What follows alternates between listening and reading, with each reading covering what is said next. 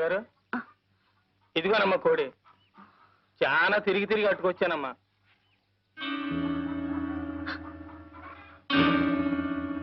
కోటయ్య ఏంటమ్మా ఈ కోడిని కొంచెం కోసి చెల్లు. పరగడుపుతో ఎండను పడి తిరిగి వచ్చాను కదమ్మా, తల తిరుగుతోంది. గుక్కిడి గంజి తాగిన తర్వాత కోస్తానమ్మా. కోటయ్య ఏంటమ్మగారు? గంజెందుకురా, వేడివేడిగా అన్నం ఉంది పెడతాను. ఈ కోడిని కొంచెం కోసి చెల్లు. అయ్యయ్యో, పరగడుపుతో ఏడన్నం తింటే కడుపులో తెములుద్దమ్మా. సద్దన్నం అయితేనే చల్లగా ఉంటది. ఇప్పుడే వచ్చేస్తానమ్మా. కోటయ్య ఏంటమ్మగారు? లోపల పులుసు మరుగుతోందిరా.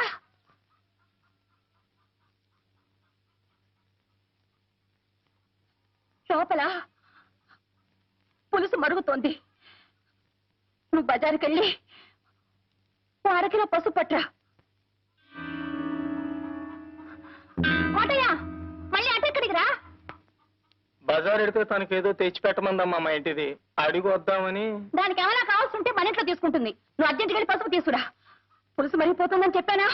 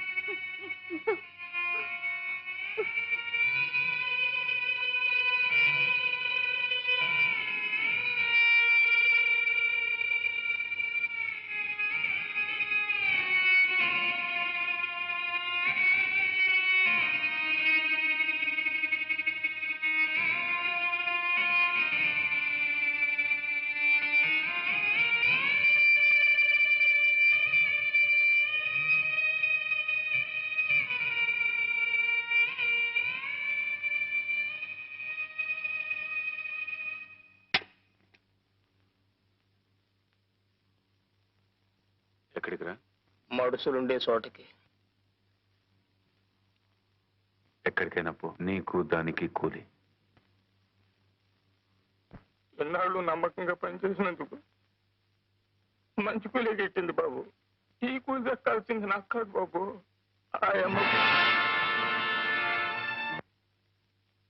ఎందుకంటే కాళ్ళు నొప్పులు పుట్టేలా కాపలా కలిసింది కదూ, అందుకు.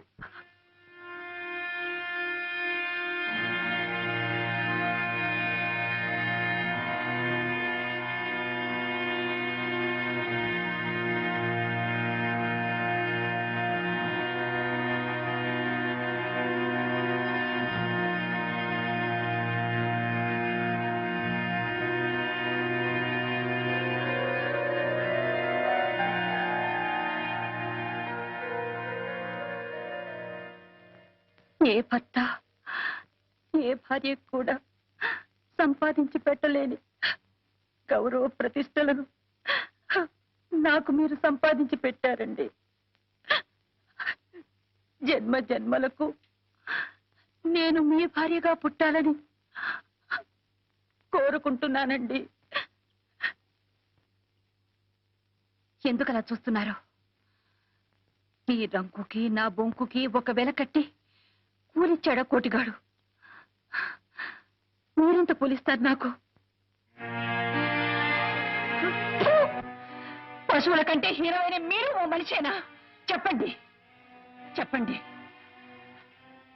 చెప్పండి చెప్పండి చెప్పండి. మీరు ఆ గుడిసె గుమ్మంలో అడుగు పెట్టినప్పుడే మీ చొక్కా పట్టుకుని ఆపుంటే నాకు ఈ నింద వచ్చుండేదే కాదు. ఆ పని చేశాను ఇన్నాళ్ళు. భర్తన్న గౌరవంతోనే ఆ గుడిసె కాపలా కాస్తూ నిలబడ్డాను. ఒక్క క్షణం ఆలోచించండి.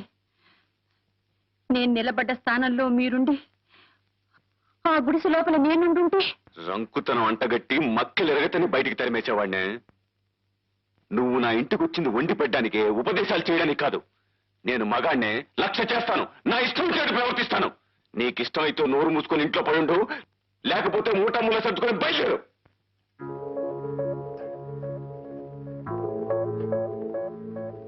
మీరు ఆస్తిపాస్తులు చూసుకుని పెళ్లి చేసుకున్నారు. మేము మనసులు తెలుసుకుని ప్రేమించుకున్నాం. గొప్ప వ్యాపారివయ్యా నువ్వు. బతికే ఓ వ్యాపారం నీకు. మన పెళ్లి అనే వ్యాపారంలో నువ్వు లాభం సంపాదించావు, నేను నష్టపోయాను, కష్టాల పాలయ్యాను.